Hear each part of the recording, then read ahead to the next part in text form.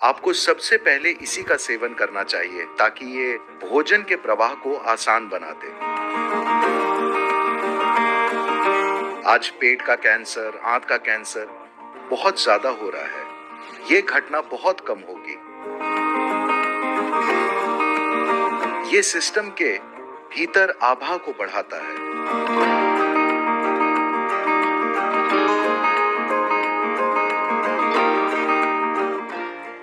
जोधपुर से सोनिया कहती हैं कि पारंपरिक रूप से घी हमारे भोजन का एक अभिन्न अंग रहा है, पर हमारी सुस्त जीवन शैली को देखते हुए क्या इसे हमारे भोजन में शामिल करना समझदारी है या हमें इसे छोड़ देना चाहिए? अब घी में कई उपयोगी चीजें हैं। वो जोधपुर से आती हैं, जो वास्तव में रेतीली भूमि है।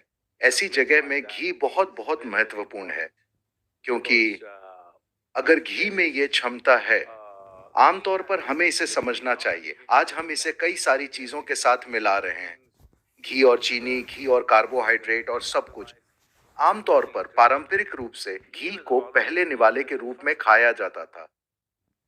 विचार ये है कि वे जोधपुर से आती हैं और अगर वे दाल बाटी खाती हैं, घी में डूबी हुई, इस दाल बाटी को आप घी के अलावा और किसी तरीके से नहीं खा सकते। इसे घी में सराबोर करना होता है, क्योंकि अनाज का रूखापन ही इतना है कि घी के बिना उस चीज का शरीर से गुजरना बहुत मुश्किल है। और घी के साथ पहला निवाला खाने का विचार यह है कि घी एक चिकनाई वाला पदार्थ है जो पूरी आहार नली को चिकनाई देता है। आपको सबसे पहले इसे ही खाना चाहिए ताकि ये भोजन के प्रवाह को आसान बना दे। और भारत में एक कारण ये भी है कि कई तरीकों से मिर्च भारत का मिजाज है, ठीक है। आंध्र प्रदेश में, राजस्थान में, दूसरी कई जगहों पर जहां कहीं भी बहुत गर्म मसालेदार भोजन होता है, वहां घी खाना भारतीय परंपरा का एक हिस्सा रहा है। उसे अलग रख दें तो घी का महत्व ये है कि ये आहार नली को साफ रखता है। देखिए, शारीरिक और मानसिक रूप से स्वस्थ रहने का एक जरूरी पहलू ये है कि आपका पेट साफ रहना चाहिए। अगर आप किसी आयुर्वेदिक डॉक्टर या एक सिद्ध वैद्य के पास जाते हैं, अगर आप ये भी कहते हैं कि आप मानसिक रूप से परेशान हैं, तो वे आपके साथ पहली चीज, आपको रात में नींद नहीं आती, सबसे पहले वे आपकी सफाई करेंगे, क्योंकि इन सभी चीजों के लिए साफ पेट का होना बहुत जरूरी है। तो जो व्यक्ति घी का उचित तरीके से सेवन करता है, उसका पेट हमेशा साफ रहेगा, क्योंकि वहां कुछ नहीं चिपकता, वहां कुछ भी लंबे समय तक नहीं ठहरता।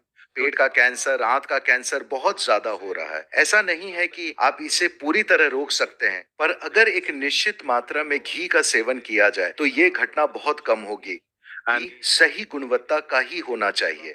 मुझे नहीं पता आज लोग कौन सा व्यावसायिक घी खा रहे हैं, पर अगर इसे उचित तरीके से गाय या भैंस के दूध से बनाया जाए तो इसके कई महत्वपूर्ण फायदे हैं। एक खास फायदा है कि आप कह रहे हैं कि ये एक आयुर्वेदिक सम्मेलन है। मेरे ख्याल से मैं ऐसा कहने की स्वतंत्रता ले सकता हूँ। ये सिस्टम के भीतर आभा को बढ़ाता है।